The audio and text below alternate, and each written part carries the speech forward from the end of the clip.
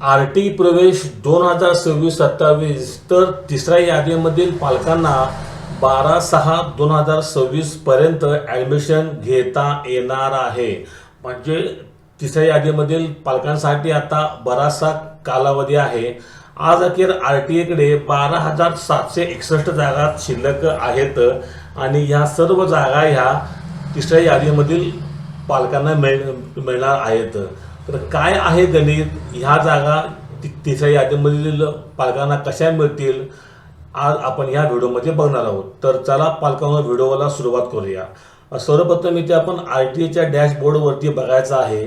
Total number of application हे 289,286 होते. जागा मात्र फक्त 1,05,811 होत्या. वेटिंगमध्ये बरेचसे पालक आहेत. पहिल्या यादीमध्ये म्हणजे पहिल्या लॉटरीमध्ये 79,777 पालकांना लॉटरी लागली.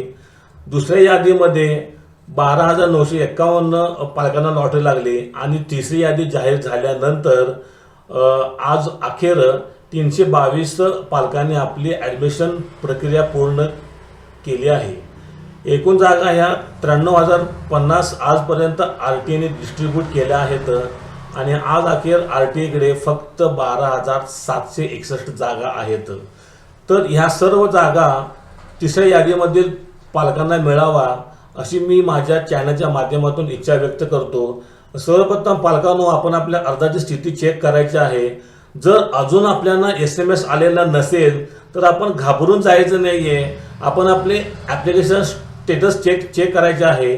तिथे अलॉटेड आलेलं पाहिजे. दुसरी गोष्ट, SMS सॉफ्टवेअरचा प्रॉब्लेम असल्यामुळे वेळाने येऊ शकतो. अर्जाची स्थिती या टॅबवर क्लिक केल्यानंतर आपण आपला ॲप्लिकेशन नंबर टाकायचा आहे, गो म्हणायचं आहे. तर इथे आपण बघू शकत आहात की माझ्या एका विद्यार्थ्यास सीट अलॉट झालेली नाही, कारण त्याचा वेटिंग क्रमांक 9 होता आणि प्रतीक्षा यादीतील अनुक्रमांक नंबरनुसार 3 पर्यंतच अर्जाची निवड झालेली आहे. याचा अर्थ असा आहे की त्या शाळेमध्ये फक्त 3च जागा होत्या आणि 3च जणांची निवड झालेली आहे. माझ्या विद्यार्थ्याचा नंबर हा लागलेला नाही. आता आपण काय करायचं आहे पालकांनो, की आपण इथं list of school along with approved फीच्या कॉलममध्ये यायचं आहे. आपला जिल्हा सिलेक्ट करायचा आहे. जिल्हा सिलेक्ट केल्यानंतर ब्लॉक पण सिलेक्ट करायचा आहे.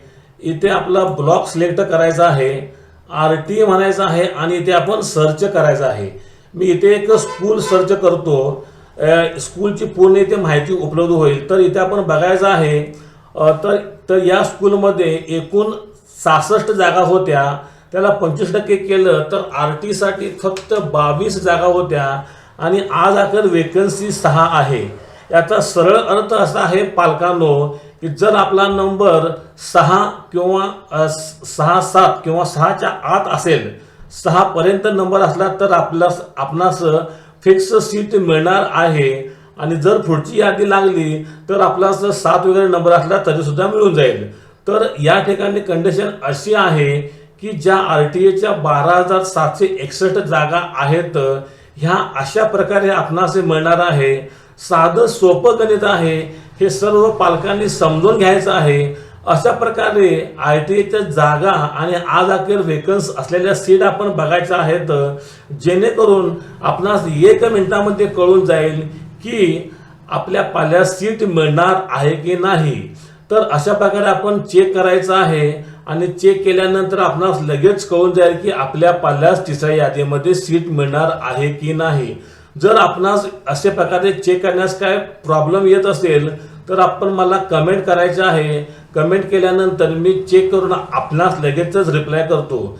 तर तिसऱ्या यादीमधील सर्व पालकांना ही अतिशय महत्त्वपूर्ण माहिती होती की कशा प्रकारे गणित समजावून घ्यायचं आहे आणि आपल्या पाल्यास ह्या सर्व जागा तिसऱ्या यादीमधील पालकांना मिळाव्या, 12,761 जागा, अशी मी इच्छा व्यक्त करतो आणि माझा हा व्हिडिओ संपवतो. तिसऱ्या यादीमधील पालकांनो, माझा हा व्हिडिओ आपणास आवडला असेल तर माझ्या चॅनलला आणि माझे मोटिवेशन वाढण्यासाठी मला सबस्क्राईब करा, लाईक करा, शेअर करा आणि कमेंट करा. आपल्यास कमेंटचे उत्तर हे आज देण्याचा प्रयत्न केला जाईल. धन्यवाद. थँक्यू.